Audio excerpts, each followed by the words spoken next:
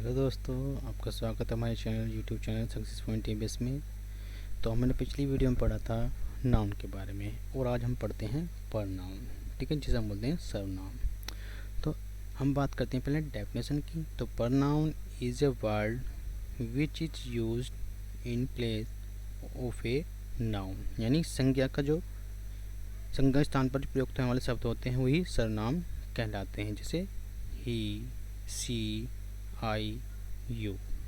ठीक है, जैसे हम बात करते हैं एक उदाहरण की, जैसे Ram is my friend, Ram is a good boy, Ram is going to school now. यानी तीनों ही सेंटेंस में आपके कॉमन यानी नाम राम का आ रहा है और आपको पता भी लग रहा होगा, राम एक मेरा मेरा फ्रेंड है, राम अच्छा लड़का है, राम स्कूल जा रहा है।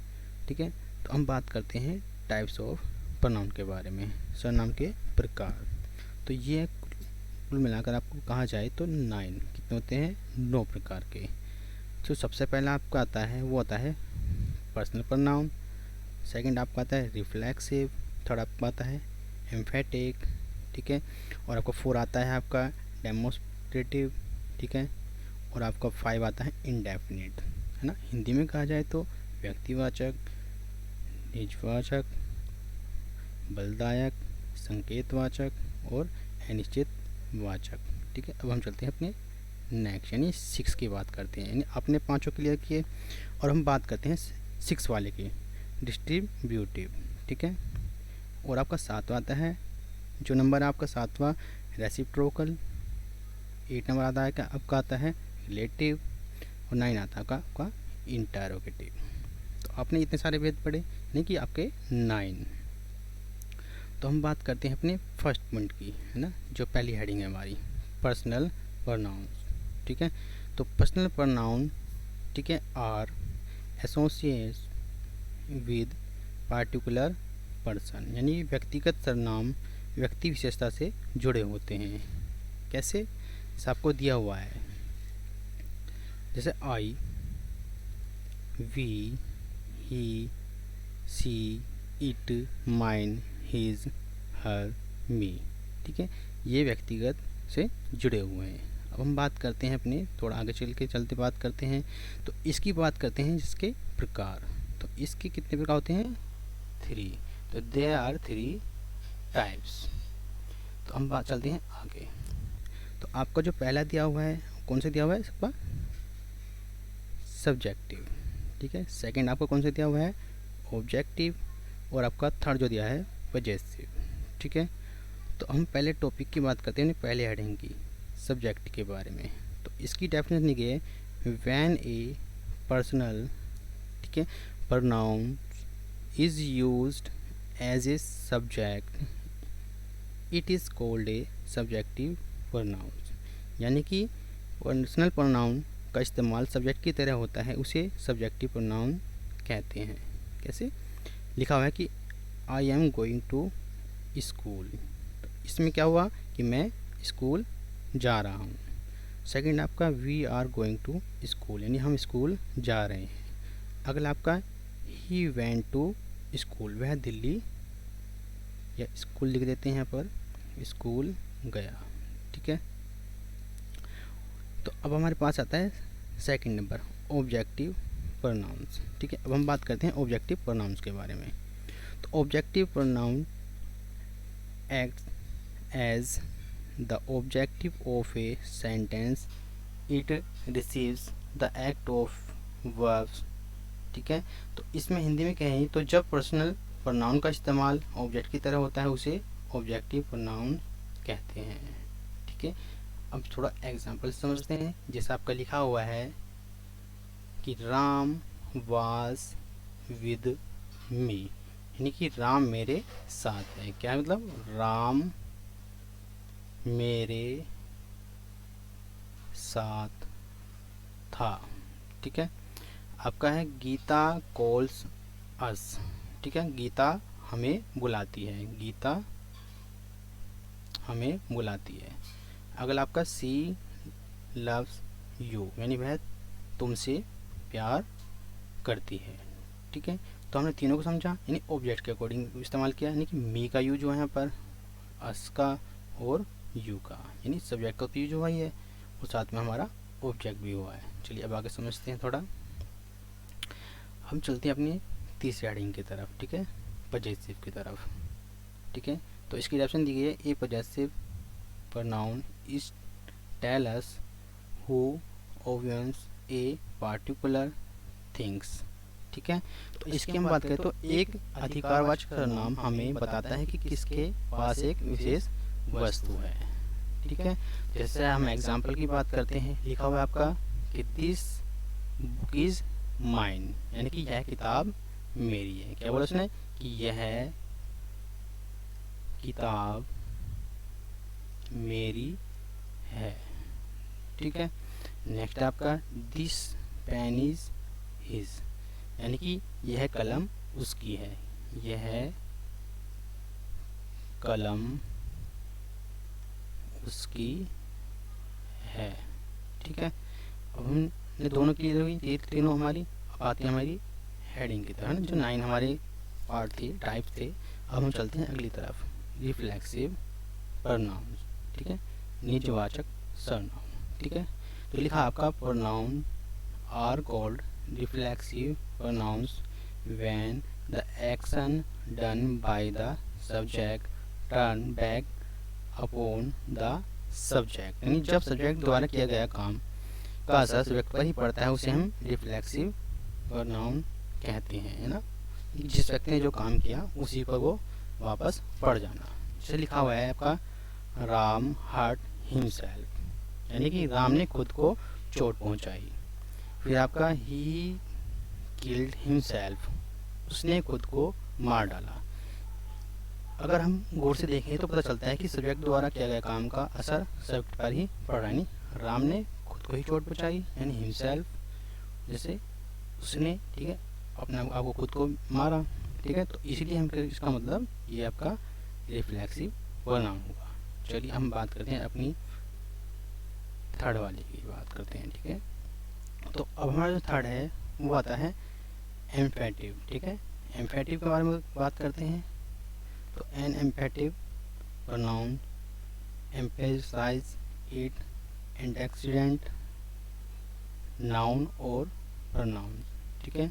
यानी कि हिंदी में कहा जाए तो जब प्रोनाउन का इस्तेमाल वाक्य में किसी नाउन या प्रोनाउन पर जोर देने के लिए किया जाए, ठीक है, किसी पर जोर देने के लिए। जैसे Ram killed the tiger himself, ठीक है।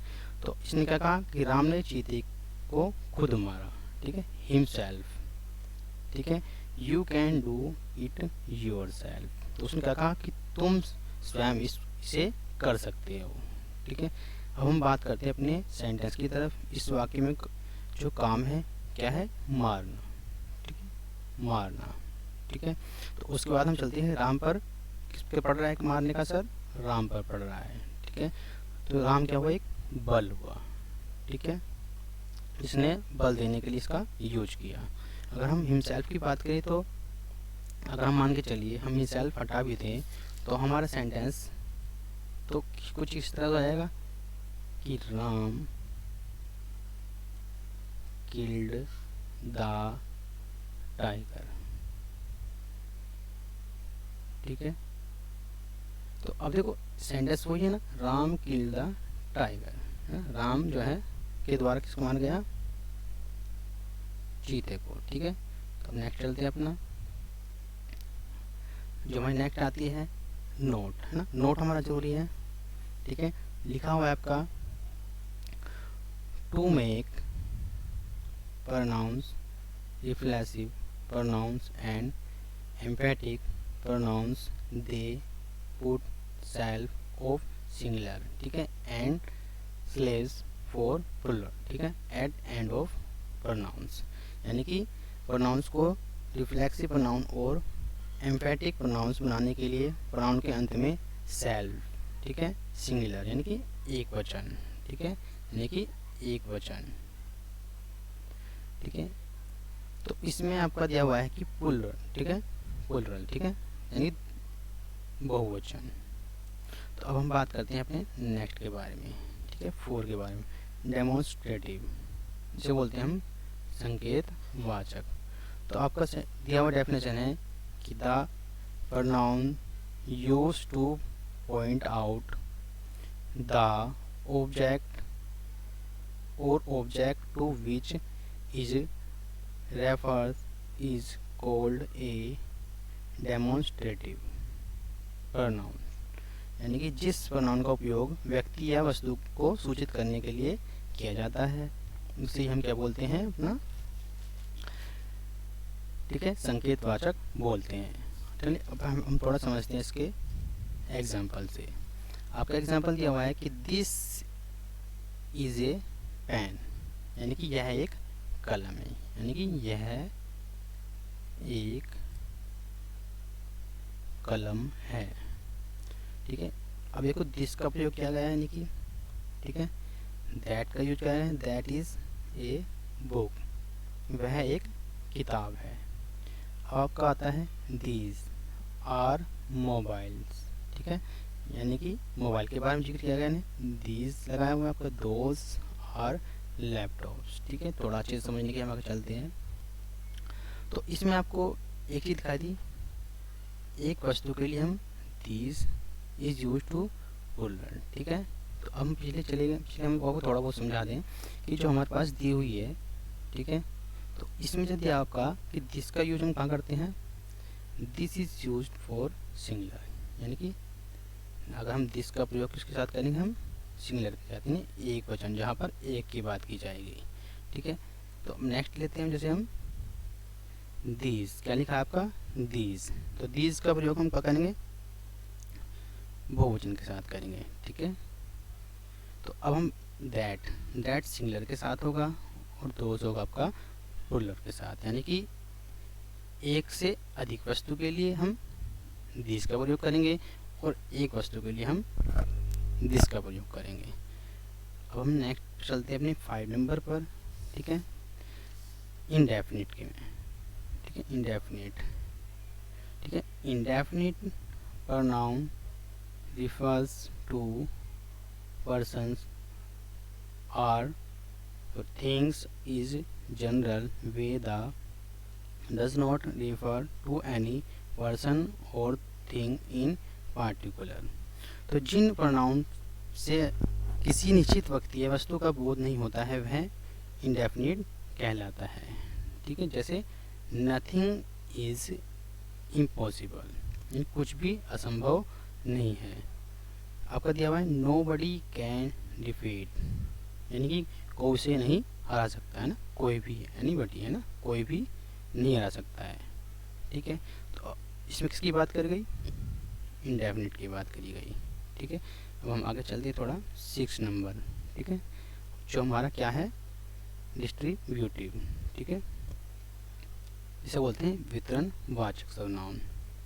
The pronoun that refer to persons or things one at a time are called, ठीक है। तो यानी एट ए टाइम लिखना है, वन एट ए टाइम, तो उसे क्या बोलते हैं हम डिस्ट्रीब्यूटिव, ठीक है। थोड़ा एग्जाम्पल से समझते हैं। सबका लिखा हुआ है ईच, ठीक है, जो हमारा ईच है, ठीक है, ईच का प्रयोग प्रतीक के लिए करते हैं ना, प्रतीक व्यक्ति हो या कोई व्यक्ति हो, ठीक है। हमारे पास है आइदर, ठीक है, दोनों में से एक के लिए, किसी एक के बारे में बात की है, दोनों के लिए, ठीक है। तो अब नेक्स्ट आता है आपका नाइदर, ठीक है। नाइदर आपका सुन के ही लग रहा है आपको निगेटिव, यानी कि ना ये ना वो, ठीक है। अब नन आपका कोई भी नहीं, आपने शायद कई बार आपका वर्ड सुना होगा आपने ये। अब हम बात करते हैं अपने सेंटेंस की, है ना। आपका सेंटेंस दिया हुआ है आपका either of you is intelligent, ठीक है। तो यानी कि अब देखो इंटेलिजेंट आपका वर्ड आया, ठीक है। तो इसमें अब आपका क्या है,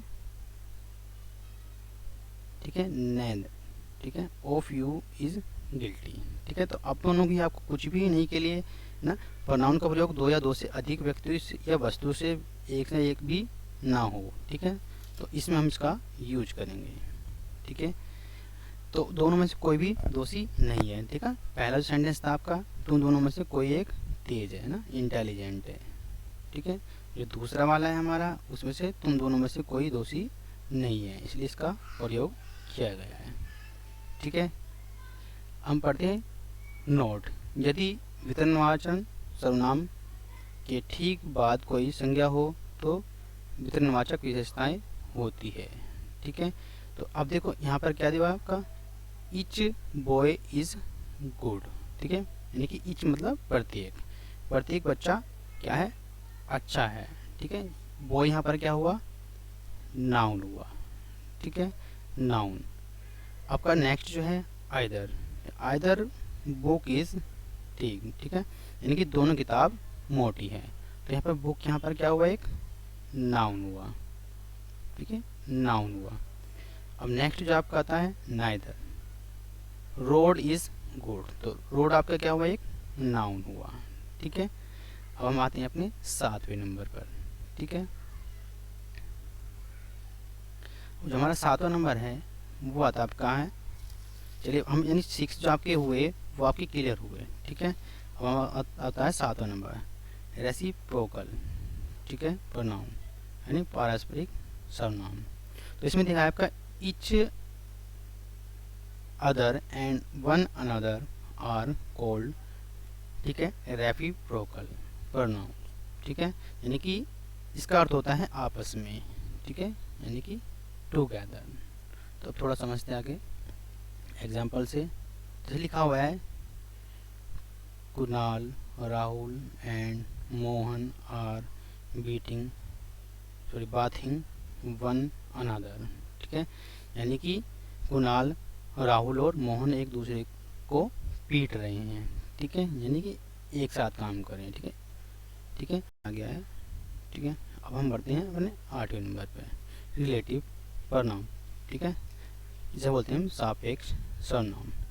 ए relative pronoun is a word such as who, that और which, that is used to introduce a relative pronoun. ठीक है, यानी एक सापेक्ष सर्वनाम एक शब्द है कौन या जो जिसका उपयोग किए किसी रिश्तेदारी को बताता है। ठीक है, आपको रिलेटिव पता लग रहा है, आपको रिलेटिव वर्ड काफ़ी बार सुना होगा। ठीक है, तो इसकी जो पहचान होती है हमारी इन शब्दों से होती है। ठीक है, जैसे who, whom, whose, which, what, ये सब क्या होते हैं, हमारे रिलेटिव होते हैं। ठीक है, जैसे एग्जाम्पल की बात करें, the boy is playing, the boy is my friend. तो यानी कि लड़का खेल रहा है, लड़का मेरा दोस्त है। अगर हम इन दोनों में वाक्य में हु को जोड़ दें तो सेंटेंस किस तरह से हो जाएगा, थोड़ा जैसे द बॉय इज प्लेइंग। ठीक है, ठीक है, फिर आपका था the boy is my friend. ठीक है, अगर हम इसको हु को यहाँ जोड़ दें, ठीक है, तो सेंटेंस का मतलब क्या हो गया, वही कि लड़का जो खेल रहा है वह मेरा दोस्त है। यानी पहला सेंटेंस क्या था, ये अगर हम दोनों को वाक्य में क्या करें कि जोड़ दें तो क्या बनेगा कि लड़का खेल रहा है, लड़का मेरा दोस्त है। तो पहले सेंटेंस ये बनता है, और अब सेंटेंस क्या हो गया आपका कि लड़का जो खेल रहा है वह मेरा दोस्त है। ठीक है, यहाँ पर हु का प्रयोग सवाल पूछने के लिए नहीं किया है, बल्कि रिलेटिव बताने के लिए क्या है ना। ठीक है, बॉय। अब हमने चलते हैं अपने लास्ट टॉपिक की तरफ, जिसका नाम है इंटरोगेटिव। ठीक है, तो इंटरोगेटिव यानी प्रश्नवाचक सर्वनाम। An interrogative noun is used to ask a question the answer of which is definitely a noun और प्रोनाउंस। ठीक है, तो यानी कि अब देखा जाए तो यानी एक वो आपका प्रश्न पूछने वाला था ना, जिससे जो भी प्रश्न पूछे जाते हैं वही हमारे इंटरोगेटिव प्रोनाउन कहलाते हैं। जैसे सेंटेंस में दिया हुआ आपका हु आर यू, यानी तुम कौन हो, तुम कौन हो। ठीक है, नेक्स्ट है आपका विच इज योर मोबाइल, कौन सा मोबाइल तुम्हारा है, ठीक है। यानी हु का प्रयोग किया गया है, इसमें विच का यूज किया गया है, उसमें वाट का यूज करा गया है, ठीक है। तो व्हाट इज योर ब्रदर, तुम्हारा भाई क्या है, ठीक है। यानी इन चीज़ों में यहाँ पर क्या किया गया है, हु, विच और वाट का प्रयोग प्रश्न पूछने के लिए हम करते हैं, इसलिए वो क्या होता है, इंटरोगेटिव प्रोनाउन कहलाते हैं। मुझे पूरी तरह उम्मीद है कि आपको सरनाम और जो है अच्छी तरह समझ में आ गया होगा। मुझे उम्मीद है कि अब तक आपने आसानी से नाउन प्रोनाउन को आसानी से पहचान कर लोगे आप। तो इसलिए प्लीज़ इस वीडियो को लाइक, कमेंट और शेयर करें, सब्सक्राइब करें। Thank you.